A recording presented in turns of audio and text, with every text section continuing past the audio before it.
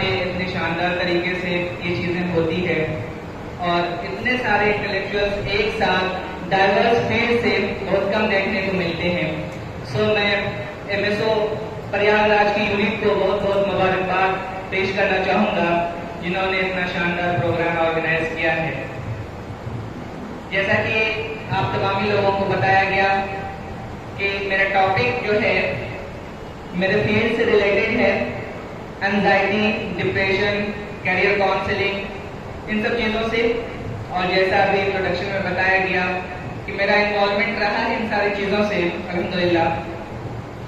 तो मैं पहले शुरू करूंगा डिप्रेशन और एंजाइटी से कि डिप्रेशन और एंजाइटी क्या है, क्यों है, और आजकल topic of discussion and debate बना हुआ है।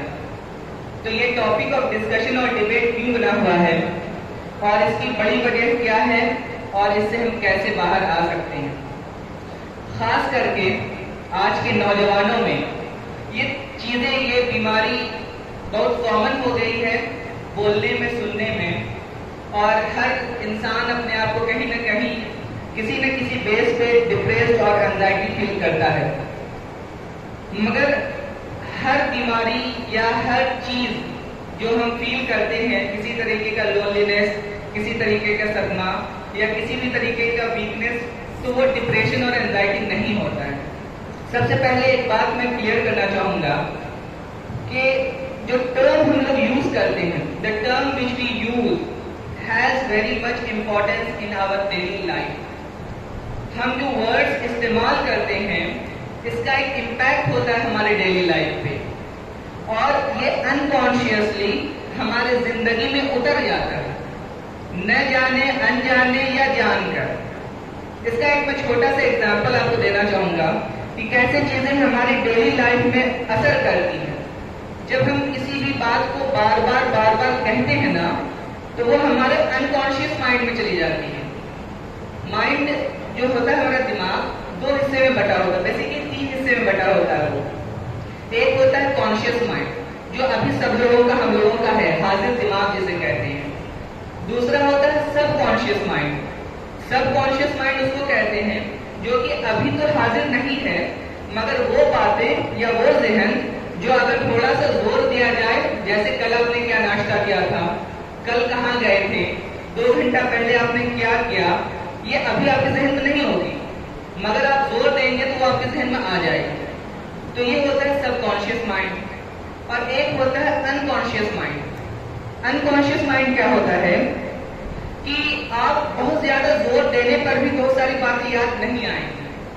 वो चीजें तब याद आती है जब वो वाकया फिर से हो। जैसे आप किसी से मिले हो, बहुत साल के बाद फिर मिले, तो वो आपको याद नहीं रहते हैं, मगर कोई इंसिडेंट बताया जाए वहां हम लोग ऐसे मिले थे, तो वो चीजें फिर से याद आ जाती हैं। तो वो अनकॉन्शियस माइंड से चीजें रिकॉल होती है। रिकॉल करने मतलब कि वापस आ जाती है। मतलब हमारी मेमोरी जो है ना, वो ऐसी है कि कुछ भी वहां से डिलीट नहीं होता है। जैसे फोन से या हार्ड डिस्क से चीजें एक बार डिलीट कर दो तो वो दिखने में तो डिलीट हो जाती है, मगर जो IT एक्सपर्ट है वो उसे रिट्रीव कर सकते हैं, वो वापस ला सकते हैं। जैसे गूगल सर्च में अगर आप सर्च कर लो एक बार चीजें, तो वो रह जाती हैं, वो कभी डिलीट नहीं होती हैं। तो नौजवानों ये गुमान मत रखना कि एक बार हिस्ट्री डिलीट कर दिया तो वो डिलीट हो गई। वो एक बार सर्च इंजन में चला गया तो चला गया, वो कभी भी वापस आ सकता है अगर जरूरत पड़े तो। ठीक है, तो इन सब चीजों का ख्याल रखें। उसी तरीके से हमारा जहन भी होता है। उसी तरीके से हमारा जहन भी होता है कि हमारे जहन में जो बातें एक बार चली गई वो हमेशा रहेगी। तो ये चीजें क्लियर हो गई। तो अब मैं आपको बताना चाहूंगा कि डिप्रेशन जो हम बार बार कहते हैं यार बहुत परेशानी है, बहुत अकेला फील कर रहा हूँ, कोई है नहीं, कोई सुनता नहीं, इस तरीके की जब नेगेटिव बातें हम कहते हैं ना, बार बार सोचते हैं, इवन कहते नहीं, सोचते भी हैं, तो हमारा जहन उसी तरीके से काम करने लगता है। इट्स लाइक ए प्रोग्रामिंग, कि जैसे आप अपने दिमाग को फीड करोगे वैसे वो दिमाग भी आपका होना शुरू हो जाएगा, एक्ट करना शुरू हो जाएगा। The way we think the way we do, कहते हैं ना, हम जैसा सोचते हैं वैसा ही करते हैं। और इस्लाम में भी इसकी बहुत बड़ी अहमियत बताई गई है। मुस्बत थिंकिंग, आज के टाइम में टॉपिक है पॉजिटिव थिंकिंग। Think positively. क्यों कहा गया है? क्योंकि अगर आप मुस्बत सोचेंगे, पॉजिटिव सोचेंगे, तो आपका जहन भी पॉजिटिव एनर्जी रिसीव करेगा, पॉजिटिव ख्याल आएंगे। उससे क्या होता है, एक और बात कि हर चीज में एक एनर्जी होती है, हर लफ्ज में, हर बात में, हर जगह एनर्जी होती है। बेसिक कंसेप्ट है, स्कूल्स में भी आपने पढ़ा होगा कि जितने भी मैटर होते हैं, everything is made of matter, material चीजें मैटर से बनी होती हैं। तो हर मैटर में एक एनर्जी होती है और हर एनर्जी का एक इम्पैक्ट होता है। फॉर एग्जाम्पल, अगर मैं आपको कहूं, बुरा मत मानिएगा, जस्ट फॉर एग्जाम्पल, आप सब गधे हैं, कैसा बुरा लगा? क्यों बुरा लगा? क्योंकि द टर्म जो गधा है ना, वो बहुत नेगेटिव है, हमारा जहन उसे नेगेटिवली रिसीव करता है। तो हमारा जहन जब नेगेटिव रिसीव करेगा तो उसी तरीके से हम सोचेंगे और फिर हमारे बॉडी में वैसी एनर्जी रिसीव होगी और उसी तरीके से हम रिएक्ट करेंगे। जब झगड़ा होता है तो हमें गुस्सा क्यों आता है? क्योंकि हम नेगेटिव एनर्जी रिलीज करते हैं। वहां पर जब डिबेट होती है, बातें होती है, तो वो कोई पॉजिटिव बातें झगड़े में नहीं होती है, हमेशा नेगेटिव बातें होती है, गाली होता है, टॉन्ट होता है, ये सारी चीजें होती है। इसी वजह से हमें गुस्सा आता है और फिर हम उसे रिफ्लेक्ट करते हैं। तो उससे गुस्सा आने की बड़ी वजह क्या हुई? क्योंकि हमें बुरा लगा, एक एनर्जी आई हमारे अंदर, नेगेटिव एनर्जी। और हर एनर्जी चाहती है स्टेबल होना। वो स्टेबल कैसे होगी? जब तक वो रिएक्ट नहीं करेगी। ये चीजें तो अब मैं डिप्रेशन है। तो जब हम ये बार बार सोचेंगे ना कि हम अकेले हैं, हमारे पास कोई नहीं है, सबसे बड़ा सिम्टम ये होता है ये सोचना कि हम बेकार हैं, वर्थलेस हैं। वर्थलेस मतलब किसी काम के नहीं, नाकारा। और ये कैसे आता है? ये पीयर ग्रुप से आता है। मतलब हमारे आसपास जो लोग होते हैं, जब हमें बार बार वो कहते हैं यार तू तो किसी काम का नहीं है, बेकार है, तो उससे कुछ नहीं होगा। घर में माँ बाप भी कभी कभी कहते हैं, दोस्त भी कहते हैं। जब हम बार बार ये सब चीजें सुनते हैं ना, तो हमारे जहन में वो बात बैठ जाती है और फिर हम खुद फील करने लगते हैं कि हम किसी काम के नहीं, हम तो बेकार हो गए। तो हर कोई इससे रिलेट कर सकता है।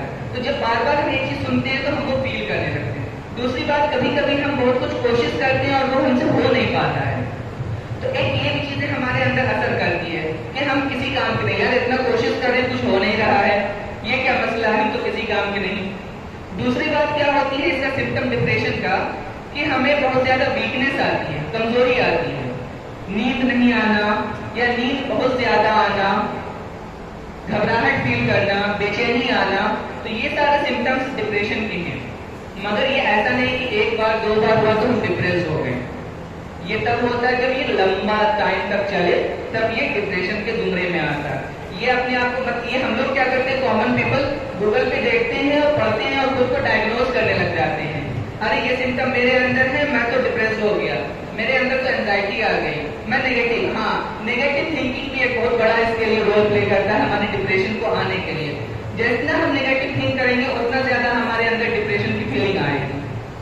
तो डिप्रेशन है क्या? How we can define depression? Depression is nothing but it is a mood disorder. कि हमारा मूड कितना स्विंग कर रहा है।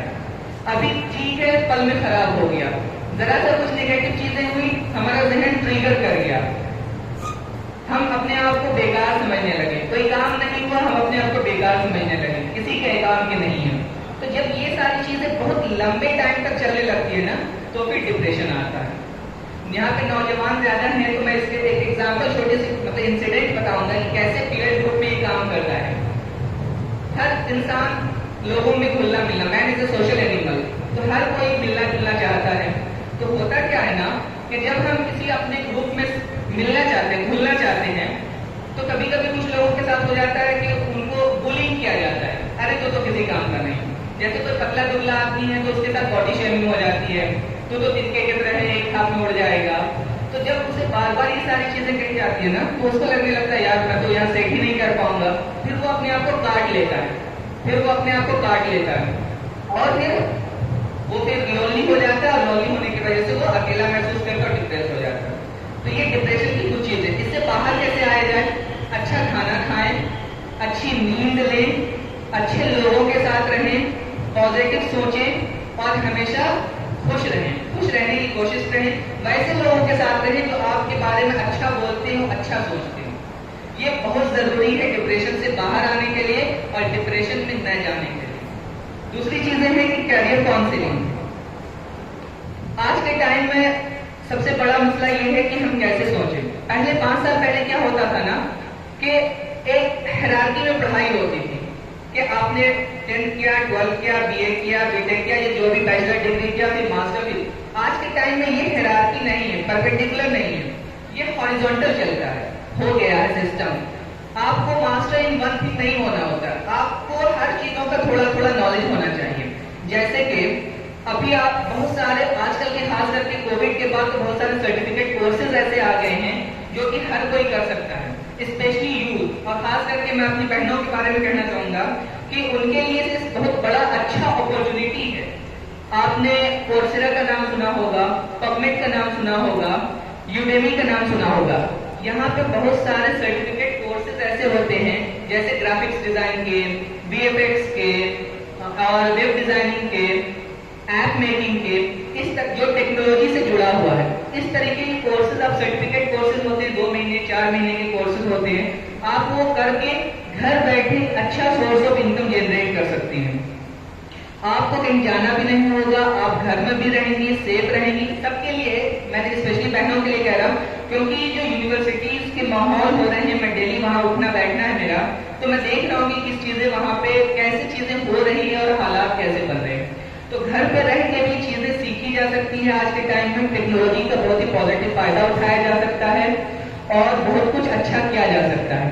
टाइम की किल्लत की वजह से मैं यहीं पे अपनी बात को रोकूंगा और नौजवानों से एक अपील है इन 2 लाइन्स के साथ कि तू शाहीन है कर बसेरा पहाड़ों की चट्टानों में। Thank you so much. बहुत बहुत शुक्रिया मुनीस अशरफी साहब। सर ने हमें अपनी बहुत सी इम्पोर्टेंस बातें बताई। अल्लाह हमें इसे इल्म अमल करने की तौफीक अता फरमाए। अब इसी के साथ